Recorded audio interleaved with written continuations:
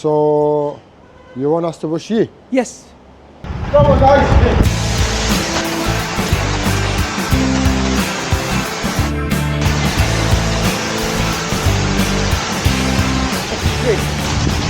Hello. Hello. How much do you charge for body wash? £20 outside, £40 in and out. Okay, can I have outside wash? Of course. Can I have the keys, please? I don't have a car.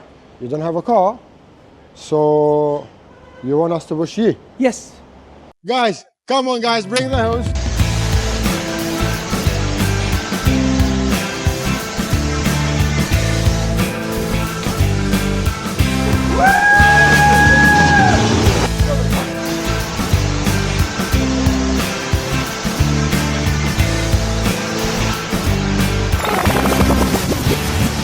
So you wanna do inside as well? No, I'm okay.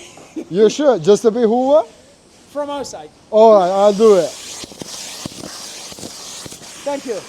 Bye bye London. Can you make payment please? Yeah.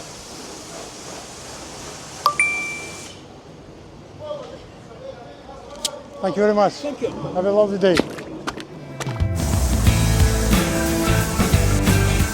Welcome to Mayfair Car Wash. Bye bye London!